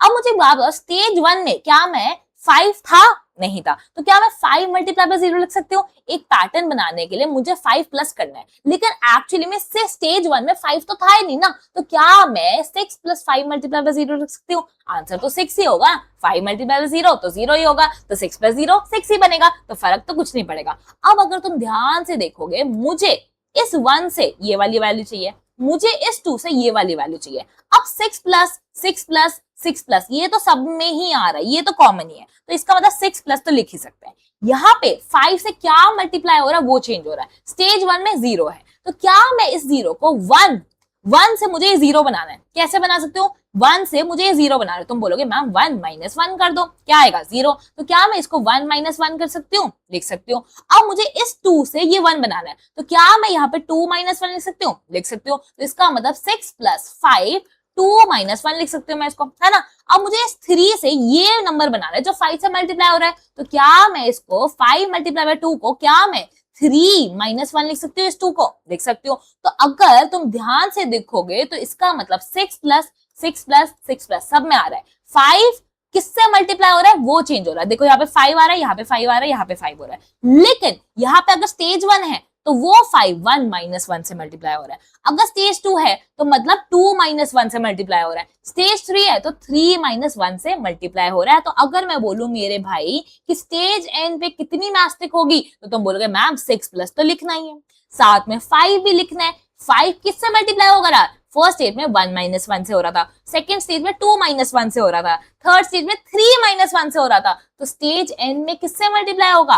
n माइनस 1 से होगा। पैटर्न मिल गया। अब मैं इसको खोल सकती हूँ कि 6 प्लस ये क्या होगा? 5n, ये फिर से मल्टीप्लाई होगा 5n माइनस 5, तो यहाँ पे क्या आ जाएगा? 5n plus 1। समझ आ गया? तो मतलब स्टेज एन पे मेरी 5n प्लस 1 मैस्टिक यूज हो जाएगी। मेरे को एक लीनियर पैटर्न मिल गया। अब क्या मैं ये टेबल भर सकती हूँ? मेरे को पता चल गया कि स्टेज एन में मेरे पास 5n प्लस 1 मैस्टिक यूज हो जाएगी। वो बोल रहा है भाई अगर स्टेज 1 हो तो कितने मैस्टिक हो जाएगी? भाई यहाँ पे n की जगह क्या लिख दो? 1 लिख दो। 5 मल्टीप्लाई बाय 1 प्लस 1 लिख दो, क्या आएगा? 6 आ जाएगा। तो स्टेज 1 में 6 मैस्टिक हो जाएगी। सेकंड, जब स्टेज सेकंड निकालना है तो बस यहाँ पे n की वैल्यू 2 लिख दो। अगर मुझे स्टेज 5 पे नंबर ऑफ मैस्टिक्स निकालनी है तो भाई 5n प्लस 1 में n की जगह अलग क्या लिख दोगे? 5 लिख दोगे। तो 5 मल्टीप्लाई बाय 5 25, 25 प्लस 1 26, तो 26 मैस्टिक्स यूज होगी। समझ आ गया? अब क्वेश्चन है find a rule to determine the number of matchsticks required for the nth stage. वही हमने निकाल दिया। क्या कि nth स्टेज में 5n प्लस 1 मैस्टिक्स यूज होगी। ठीक है। How many matchsticks will be required for the 15 stage of the pattern? वो बोल रहा है भाई 15 स्टेज पे हमने पता लगा लिया कि nth स्टेज पे 5n प्लस 1 मैस्टिक्स यूज होगी। वो कह रहा है भाई अगर 15 स्टेज की बात करी जाए तो कितनी मैस्टिक्स हो जाएगी? भाई n की जगह क्या डालोगे? 15 डाल दोगे। तो 5 मल्टीप्लाई बाय 15 प्लस 1 कर दोगे, यहाँ पे 75 प्लस 1 आ जाएगा, तो 76 मैस्टिक्स यूज हो जाएगी। समझ आ गया? अब लास्ट क्वेश्चन कहता है हाँ, लास्ट क्वेश्चन कहता है कि can 200 matchsticks form a stage in the pattern? ये ध्यान से सुनना। उसने बोला क्या किसी भी स्टेज पे 200 मैस्टिक्स यूज हो सकती है? कि कोई भी स्टेज ऐसा आएगा जिसमें 200 मैस्टिक्स यूज हो? अब मुझे एक बात बताओ, nth स्टेज पे 5n प्लस 1 मैस्टिक्स यूज हो रही है। इसका मतलब ये 5n प्लस 1 क्या डिनोट कर रहा है? मैस्टिक्स डिनोट कर रहा है। 5n प्लस 1 क्या डिनोट कर रहा है? हमारी नंबर ऑफ मैस्टिक्स। यहाँ पे n क्या डिनोट कर रहा है? ये स्टेज नंबर है कि हाँ nth स्टेज पे 5n प्लस 1 है। n क्या है? स्टेज। n क्या है? जो भी स्टेज है, 1 स्टेज है, 2 स्टेज है, 3 स्टेज है, 4 स्टेज है एंड सो ऑन। तो मतलब 200 मैस्टिक है। इसका मतलब 5n प्लस 1 ये क्या है? Number of मैस्टिक्स। 5n प्लस 1 की वैल्यू क्या होनी है? क्या होनी चाहिए? 200 होनी चाहिए। अगर किसी स्टेज पे, अगर किसी वैल्यू ऑफ n पे 200 मैस्टिक्स हुई तो इसका मतलब 5n प्लस 1 की वैल्यू क्या है? 200। अब मुझे वो n निकालना है जिस पे 5n प्लस 1 की वैल्यू 200 हो। तो क्या मैं n निकाल सकती हूँ? यहाँ से निकाल लो भाई। 5n इक्वल टू यहाँ पे 200 माइनस 1 हो जाएगा, तो क्या आ जाएगा? 199। 199 क्या आ जाएगा? 200 माइनस 1। अब यहाँ से n की वैल्यू क्या होगी? 199 डिवाइडेड बाय 5। अब मुझे एक बात बताओ, अगर तुम इसको सॉल्व करोगे तो क्या एक होल नंबर आएगा तुम्हारे पास? नहीं, यहाँ पे तुम डेसिमल में तुम्हारा आंसर आएगा। इतना तो समझ आ गया? क्या 199 और 5 डिविजिबल है? क्या 199 डिविजिबल बाय 5 है? नहीं। अगर तुम इसको सॉल्व करोगे तो डेसिमल में आंसर आएगा। और मुझे एक बात बताओ, क्या कोई भी स्टेज क्या कोई भी stage, first stage, second stage, third stage ऐसे बोलते हैं? क्या मैं ऐसे बोलती हूँ कि हाँ भाई 2.5 स्टेज की वैल्यू बता दो? क्या तुमने कभी ऐसे बोला कि हाँ मैं 9th क्लास में हूँ, लेकिन क्या तुमने ऐसे बोला 9.5 क्लास में हूँ? नहीं, जो स्टेज होती है वो हमेशा एक होल नंबर होना चाहिए, या तो 1 होगा, या तो 2 होगा, या तो 3 होगा, एंड सो ऑन। डेसिमल में आंसर नहीं आ सकता। अगर n की वैल्यू डेसिमल में आ रही है, इसका मतलब कोई भी ऐसा स्टेज एग्जिस्ट ही नहीं करता जिस स्टेज पे 200 मैट्रिक्स हो। इसका मतलब नो स्टेज एग्जिस्ट आंसर हो जाएगा। ऐसा कोई भी स्टेज नहीं है जिसमें 200 मैट्रिक्स आ जाए। ठीक है, क्लियर हो गया? यही तुम्हारा क्वेश्चन था। अब क्वेश्चन 13 कर लेते हैं, ये शायद सेकंड लास्ट क्वेश्चन है ना? तो px equal to ax plus b। भाई इसमें भी हमारे पास px आ गया। क्या है? ये फंक्शन है जिसमें वेरिएबल x है, तो px equal to ax plus b आ गया। qx से आ गया cx प्लस d, qx भी दिया हुआ है, cx प्लस d। अभी एक ऐसा क्वेश्चन कर रहा था ना, सेम क्वेश्चन लग रहा है अभी तक तो। The graph of px passes through 2, 3 and 6, 11। अब जो ये जो ग्राफ है px का, जब मैंने px का ग्राफ बनाया तब इसके दो पॉइंट्स क्या थे? 2, 3 और 6, 11। अब मुझे एक बात बताओ, यहाँ पे ये ध्यान रखना है कि यहाँ पे मुझे पॉलिनोमियल दिया हुआ है, मुझे यहाँ पे पॉलिनोमियल दिया हुआ है कि px की वैल्यू क्या है? ax plus b। अभी मैंने बताया था कि जो px है वो क्या है? फंक्शन है। इस px को मैं क्या y लिख सकती हूँ? इस px को मैं y लिख सकती हूँ। अभी बताया था कि फंक्शन ऑफ x को तुम y भी लिख सकते हो, बात तो सेम ही है, वेरिएबल है, तो y equal to ax plus b भी इसको लिख सकती हूँ मैं। ठीक है, अब मुझे एक बात बताओ, इसने बोला है कि px का अगर तुम ग्राफ प्लॉट करोगे तो उस पे ये दो पॉइंट्स 2, 3 और 6, 11 लाई करेंगे ही करेंगे। तो इसका मतलब मैं अगर 2, 3 को इस पॉलिनोमियल में डालूं और 6, 11 को इस पॉलिनोमियल में डालूं तो ये सेटिस्फाई होगा। ठीक है, अगर मैं इन दोनों को डाल देती हूँ y की जगह क्या लिखो? पहले 2, 3 ले लेते हैं। y की जगह अगर मैंने 3 डाल दिया और x की जगह मैंने 2 डाल दिया तो मेरा काम बन जाएगा। तो y की जगह डाल दो 3, ax, a को ऐसे ही रहने दो, तो x की जगह 2 डाल दिया, प्लस b, तो 3 equals to a2 plus b बन गया मेरा पास। ठीक है, ये मेरी फर्स्ट इक्वेशन हो गई। ठीक है, अब दूसरा पॉइंट क्या है? 6, 11। इसका मतलब अगर मैं x की जगह 6 डाल दिया और y की जगह 11 डाल दिया तो मेरा पॉलिनोमियल सेटिस्फाई हो जाएगा। तो y की जगह क्या डाल दो? 11, ax प्लस b, तो यहाँ पे a एज इट इज लिख दो, 6 डाल दो x की जगह, a6 प्लस b। अब ये मेरा क्या बन गया? सेकेंड इक्वेशन बन गई। इसका मतलब मेरे पास दो इक्वेशन आ गए। क्या इक्वेशन आ गया? 3 equals to a2 plus b, और मेरे पास एक और इक्वेशन आ गई। क्या आ गई? 11 equal to 6a plus b, 11 equal to 6a plus b। अब मेरे पास दो इक्वेशन और मेरे पास दो वेरिएबल है, एक a और एक b। दो इक्वेशन, दो वेरिएबल इजीली निकाल सकते हो। कैसे निकालते हो? एक इक्वेशन से एक वेरिएबल की वैल्यू निकाल लो। सपोज करो मैंने बोला कि भाई इस फर्स्ट इक्वेशन से मैं b की वैल्यू निकाल लेती हूँ, तो b ने बोला मेरे अलावा सारे उस साइड चले जाओ, तो ये जो 2 मल्टीप्लाई बाय a है उधर चले जाएगा, तो यहाँ पे क्या बन जाएगा? 3 माइनस 2 मल्टीप्लाई बाय a, तो b equal to 3 minus 2a आ गया। अब इस वैल्यू को तुम दूसरे इक्वेशन में डाल दो, तो इसका मतलब 11 इक्वल टू ये a मल्टीप्लाई बाय 6 को मैं 6 से भी लिख सकती हूँ ना, प्लस b की जगह प्लस 3 माइनस 2a लिख दो। ठीक है, अब यहाँ पे 11 6a माइनस 2a 4a आ जाएगा, प्लस 3 आ जाएगा। अब 4a इक्वल टू वो उस साइड जाएगा तो क्या आएगा? 8 आ जाएगा। यहाँ पे a क्या आ जाएगा? 2 आ जाएगा। b की वैल्यू इससे निकाल सकते हो, b equal to 3 minus 2a था, तो बस जहां पे भी a लिखा है वहां पे क्या लिखोगे? 2 लिख दोगे, तो b equal to 3 minus 2 multiply by 2, तो 3 माइनस 4, b इक्वल टू क्या आ गया? -1 आ गया। तो अब क्या मुझे मेरा पता चल गया कि px मेरा क्या था? ax प्लस b था। अब मैंने a की वैल्यू निकाल दी 2, यहाँ पे x लिख देते हो, b की वैल्यू क्या है? 1, तो मेरा px क्या आ गया? 2x माइनस 1 आ गया। मुझे मेरा px, मेरे को px पॉलिनोमियल मिल चुका है। ठीक है, अब सेम स्टेप्स क्या मैं qx के लिए कर सकती हूँ? कर सकती हूँ, लेकिन मुझे qx के भाई दो पॉइंट्स नहीं दिए हुए, मुझे बस qx का एक पॉइंट दिया हुआ है कि graph of qx passes through 4, y minus 1। अब मुझे इतना पता है कि भाई जो qx है ना मेरा, क्या है मेरा qx? cx plus d। अब उसका मुझे एक पॉइंट पता है कि 4, माइनस 1, यही पॉइंट था ना? 4, माइनस 1 एक पॉइंट पता है मुझे। ठीक है, और मुझे इतना पता है कि qx का ग्राफ जो है वो पैरेलल टू px है। मुझे ये दो इंफॉर्मेशन पता है। पहला पॉइंट क्या है कि 4, माइनस 1 उस ग्राफ पे पॉइंट हो रहा है, उस ग्राफ पे लाई कर रहा है। किसके ग्राफ पे? qx के ग्राफ पे। दूसरा मुझे ये पता है कि जो qx का ग्राफ है वो पैरेलल है किसके ग्राफ के? px के ग्राफ से। ठीक है, तो पहली इंफॉर्मेशन पहले यूज करते हैं कि 4, माइनस 1 इसके ग्राफ पे लाई कर रहे हैं। मैंने तुम्हें क्या बताया था कि qx को तुम y लिख सकते हो, y equal to c x plus d लिख सकते हो, ठीक है। अब ये पॉइंट को क्या मैं इसमें पुट कर सकती हूँ? अगर मैं इस पॉइंट को पुट करूँ तो सेटिस्फाई होगा, क्यों? क्योंकि ये पॉइंट इसके ग्राफ पे लाई कर रहा है। तो 4,-1 इसका मतलब मैं y की जगह क्या डाल सकती हूँ? -1, x की जगह क्या डाल सकते हो? 4, तो जहां पे y है -1 लिख दो, c मुझे पता नहीं है, x की जगह क्या लिख दोगे? 4 लिख दोगे, प्लस d मुझे पता नहीं है। तो ये मेरी इक्वेशन बन गई, इक्वेशन नंबर 3। 1 और 2 तो पहले बना चुके थे, तो ये मेरी क्या बन गई? इक्वेशन नंबर 3 बन गई। अब क्या करें? अब सेकेंड इन्फॉर्मेशन पे चलो। qx है पैरेलल टू px, इसका मतलब जब मैं वो एक दूसरे के पैरेलल हो गए। अब px की वैल्यू तुमने निकाल ली थी, क्या निकाली थी बताओ मुझे? px की वैल्यू अभी निकाली थी 2x - 1, ठीक है। अगर तुम्हें याद हो तो मैंने तुम्हें इक्वेशन बोल रही हूँ, मैंने तुम्हें एक्सरसाइज 2.6 में बताया था कि दो लाइंस पैरेलल कब होती हैं। दो लाइंस पैरेलल तब होती है जब उनकी जो स्लोप है, उनकी वैल्यू, उनकी न्यूमेरिकल वैल्यू भी सेम हो और उनका साइन भी सेम हो। इसका मतलब यहाँ पे px की स्लोप क्या है? x का कोएफिशिएंट 2। तो मतलब अगर qx px के पैरेलल है तो मतलब qx का भी स्लोप 2 होना चाहिए, +2 ही होना चाहिए, क्योंकि यहाँ पे +2 है तो qx का स्लोप भी +2 ही होना चाहिए। अब मुझे एक बात बताओ, qx जो है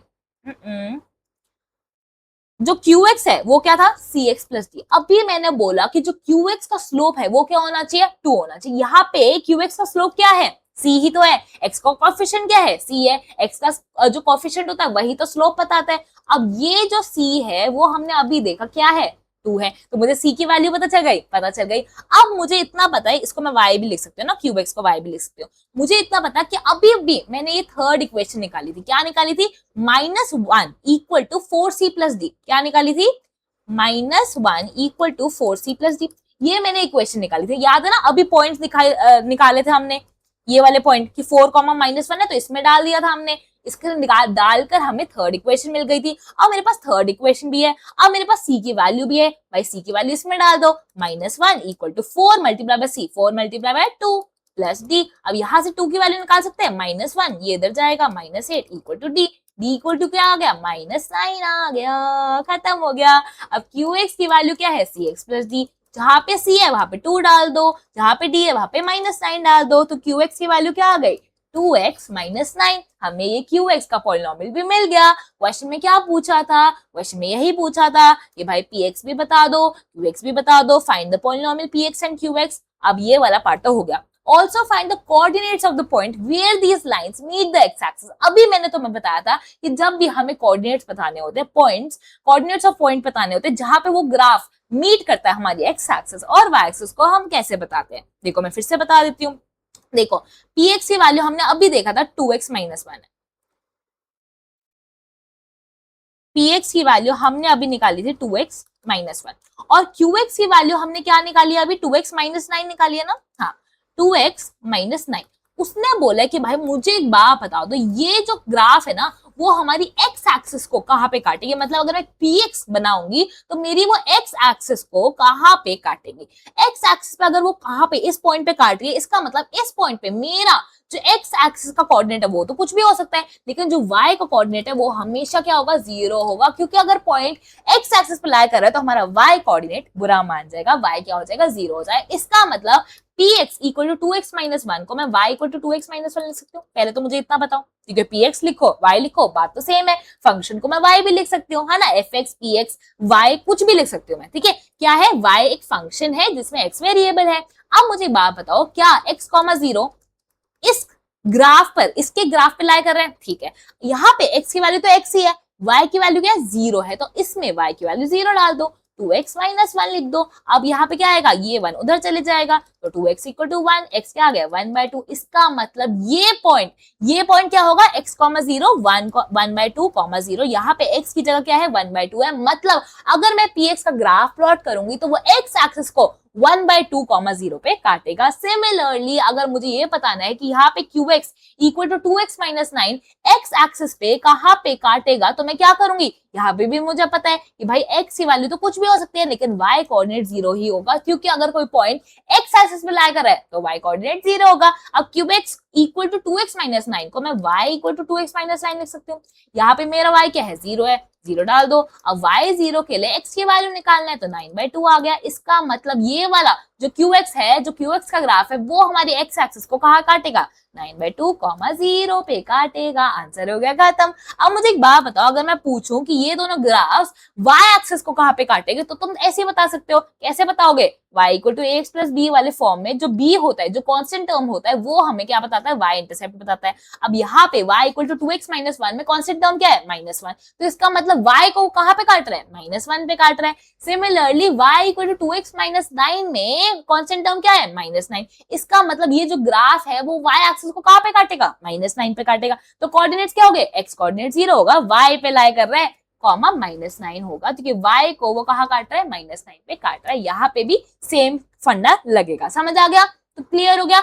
x पे अगर काटना बता रहा है तो y को 0 डाल दो, अगर y पे काटने को बताना है तो x को 0 बता दो। y वाला इंटरसेप्ट तो ऐसे ही पता चल जाता है वैसे तो, है ना, लेकिन हम ऐसे भी निकाल सकते हैं कि अगर मेरे को y इंटरसेप्ट निकालना है तो मैं x को 0 पुट कर दूंगी। अगर सपोज करो मेरे को px माइनस 1, सॉरी मेरे को y इक्वल टू ये जो y ये है ना, y equal to 2x minus 1 यही दिया हुआ px, अगर मुझे इसका y इंटरसेप्ट निकालना है तो मैंने तो एज इट इज निकाल दिया -1, लेकिन मैं ऐसे भी निकाल सकती थी कि y इंटरसेप्ट का मतलब क्या है, y एक्सिस पे लाई करेगा वो पॉइंट, इसका मतलब x कोऑर्डिनेट 0 होगा, बस यहाँ पे x की वैल्यू 0 डाल दो, तो x की वैल्यू 0 डालते ही 2 मल्टीप्लाई बाय 0 हो जाएगा, -1 आ जाएगा, तो यहाँ पे y इक्वल टू क्या आ जाएगा, -1 आ जाएगा। सिमिलरली हम देख सकते हैं कि 2x माइनस 1 में कॉन्स्टेंट भी क्या आ रहा है, -1 आ रहा है, इसका मतलब y क्या है, -1 है। समझ आ गया। चलो अब बढ़ते हैं आगे। अब हमारा last question of the day, last question of the exercise, last question of the chapter आ चुका है। what do all linear functions of the form ax plus a have in common? वो कह रहे हैं कि भाई फंक्शन है, ठीक है, ax plus a। अब ऐसे बहुत सारे फंक्शंस होते हैं, a की वैल्यू कुछ भी डाल दो, अगर मैंने a की वैल्यू 2 डाल दी तो 2x प्लस 2 बन गया, a की वैल्यू 3 डाल दी तो 3x प्लस 3 डाल दिया, एंड सो ऑन। ये सारे फंक्शंस हैं। अब मुझे बताओ इन सारे फंक्शंस में कॉमन चीज क्या है, मतलब ax प्लस a में ये सारे जो फंक्शन ग्रुप बनेगा जिसमें a की वैल्यू कुछ भी हो सकती है, 2, 3, 1, 0 कुछ भी हो सकती है, इन सब फंक्शन में एक चीज कॉमन है, वो चीज क्या कॉमन है वो मुझे बता दो। तो पहली बात, पहली चीज क्या कॉमन है, ये देखो, एक से देखो यहाँ पे तो मैं दिया हुआ है कि a ग्रेटर देन 0, क्या गिवन है कि a ग्रेटर देन 0। अब मुझे एक बात बताओ, यहाँ पे a क्या है, स्लोप, क्या है यहाँ पे a स्लोप है, क्योंकि वो कोफिशिएंट ऑफ x है। अब अगर स्लोप ग्रेटर देन 0 होती है तो इसका मतलब क्या है, वो स्लोप पॉजिटिव स्लोप है, वो स्लोप क्या है, पॉजिटिव स्लोप है, मतलब लेफ्ट टू राइट वो क्या करेगी, राइज करेगी, उठेगी, पॉजिटिव स्लोप है, अपवर्ड स्लोप है। तो पहली बात तो इन सारे पॉलिनोमियल का क्या होगा, अपवर्ड स्लोप होगा। सेकेंड बात क्या होगा कि जो y इंटरसेप्ट होगा, y इंटरसेप्ट मतलब जो ये ग्राफ होगा वो y को कहां पे काटेगा, a पे काटेगा, मतलब ये वाला पॉइंट जहां पे वो y एक्सिस को काटेगा वो क्या होगा, a होगा। यहाँ पे कोऑर्डिनेट्स क्या होंगे, 0, a। 0 क्यों, क्योंकि भाई x कोऑर्डिनेट मान गया है पूरा, ये पॉइंट y एक्सिस पे लाई कर रहा है, तो 0, y इंटरसेप्ट क्या है, a, तो 0, a हो गया। क्लियर हो गया। एक और चीज कॉमन है जो बच्चे भूल जाएंगे लिखना, अगर मैं इन सारे पॉइंट्स का x इंटरसेप्ट निकालना चाहूँ, ठीक है, इन सारे का मैं बोलूं कि what is the x intercept, तो अभी अभी मैंने बताया था कि अगर तुम्हें किसी भी ग्राफ का ये निकालना है कि वो x एक्सिस को कहां पे भी कट करेगा, तो तुम्हें इतना पता होना चाहिए कि जहां पे भी कट करेगा वहां पे x तो कुछ भी हो सकता है लेकिन y कोऑर्डिनेट 0 होगा। तो इसका मतलब यहाँ पे fx equal to ax plus a को मैं क्या y equal to ax plus a लिख सकती हूँ, लिख सकती हूँ। अगर मुझे x इंटरसेप्ट निकालना है तो मुझे सिंपली y को 0 पुट करना है, x इंटरसेप्ट निकालना है y को 0 पुट कर दो, y इंटरसेप्ट निकालना है x को 0 पुट कर दो, उल्टा पुल्टा है, ठीक है, अक्षय कुमार वाला मीम फिर से इसमें भी काम आ रहा है, ठीक है। तो y आ गया 0, y 0 आ गया तो ax प्लस a आ गया। अब क्या मैं x की वैल्यू निकाल सकती हूँ, 0 equal to ax plus a आ गया। x की वैल्यू क्या आएगी, देखो यहाँ पे माइनस a उधर जाएगा, उधर चले जाएगा, x equal to minus a, x की वैल्यू आ गई -1 आ गई। इसका मतलब जो भी ग्राफ ax प्लस a के फॉर्म में होगा वो हमारे x एक्सिस को कहां पे कट करेगा, -1 पे कट करेगा, ऐसे कट करेगा। ये जो है -1, 0 होगा। और ये y इंटरसेप्ट क्या होगा, इसका y इंटरसेप्ट होगा a, 0 का आ गया होगा, अभी तो लिखा था मैंने, नहीं लिखा था क्या यहाँ पे, ये क्या है a, 0 y इंटरसेप्ट होगा। तो यहाँ पे क्या है, हमें पता है कि y equal to ax plus b में जो भी कांस्टेंट टर्म होता है वो क्या देता है हमें, y इंटरसेप्ट देता है। यहाँ पे कांस्टेंट टर्म क्या है, a, इसके साथ कोई वेरिएबल है नहीं, तो a क्या है हमारा y इंटरसेप्ट, मतलब 0, a क्या है y इंटरसेप्ट होगा। और x इंटरसेप्ट कैसे निकलेगा, अभी निकाला है, क्या है -1, मतलब ये जो पॉइंट है वो -1 पे कट करेगी, ये -1, 0 होगा, -1, 0 होगा। मतलब ये जो ग्राफ है वो ऐसा लगेगा कुछ, ये देखो पहले तो ax प्लस a है, तो पहले तो पॉजिटिव स्लोप है, पॉजिटिव स्लोप मतलब लेफ्ट टू राइट वो उठेगा, लेफ्ट टू राइट क्या होगा, उठेगा।